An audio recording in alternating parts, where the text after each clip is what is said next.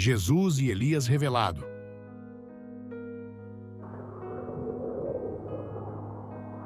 A reflexão de hoje é a explicação do Evangelho de Mateus, capítulo 17, versículos de 10 a 13. Esta passagem do Evangelho ocorre logo após a transfiguração de Jesus, quando ele se manifesta em esplendor diante de Pedro, Tiago e João. Ao descerem do monte, os discípulos, ainda impressionados com a experiência transcendental que viveram, questionam Jesus sobre uma questão levantada pelos mestres da lei. Eles querem entender por que Elias, uma figura central na tradição judaica, deveria vir antes do Messias, conforme as profecias. Essa dúvida revela o profundo desejo dos discípulos de compreender o que aconteceria antes da chegada do reino de Deus. Jesus responde afirmando que Elias de fato virá para colocar tudo em ordem. Essa declaração tem um profundo significado simbólico. Elias, o grande profeta do Antigo Testamento, foi associado à restauração da ordem espiritual e à preparação para o Messias. No entanto, Jesus explica que Elias já veio, mas muitos não o reconheceram. Aqui ele faz uma referência direta a João Batista, que com sua pregação de arrependimento foi o precursor de Jesus, preparando o caminho para a vinda do Salvador. Mas os líderes religiosos da época, em vez de reconhecerem João Batista como o Elias prometido, o rejeitaram. A atitude dos mestres da lei e dos fariseus em relação a João Batista é um reflexo da resistência que muitos tinham em aceitar a mensagem de arrependimento e transformação que ele pregava. Eles estavam presos às suas próprias interpretações e tradições, incapazes de ver a obra de Deus se manifestando de maneira inesperada.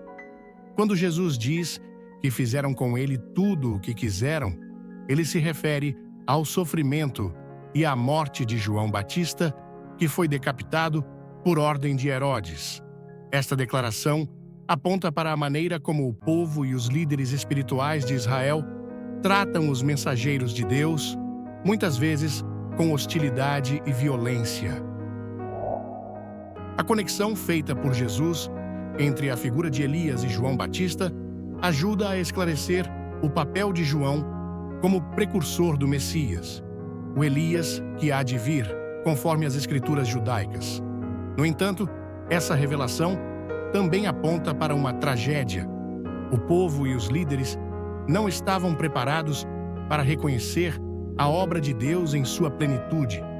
Jesus, assim, prepara os discípulos para o fato de que ele também seria rejeitado e maltratado, como João Batista, pois o destino dos mensageiros de Deus, na história humana, muitas vezes é marcado pela incompreensão e pelo sofrimento.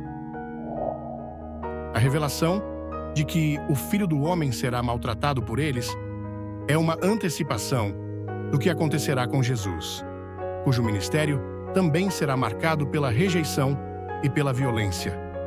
Ele, o verdadeiro Messias, seria entregue à morte, assim como João Batista foi executado.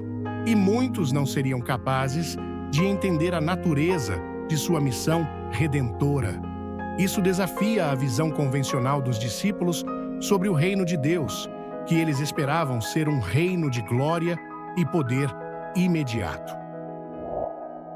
Os discípulos, ao ouvirem essas palavras de Jesus, finalmente compreendem que ele estava falando de João Batista como o Elias prometido. Essa compreensão é um ponto crucial na formação da fé cristã, pois ela revela que a vinda de João Batista e de Jesus estava cumprindo as profecias de maneira inesperada. O reino de Deus não se manifestaria de forma triunfante e grandiosa, como muitos esperavam, mas de maneira humilde e redentora, por meio do sofrimento e da morte.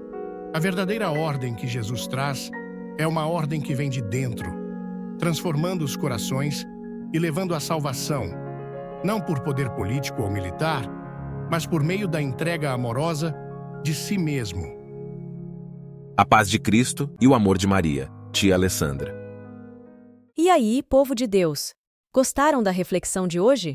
Não esqueçam de se inscrever, curtir e comentar. Isso ajuda no crescimento do nosso canal. Beijos da tia Alessandra.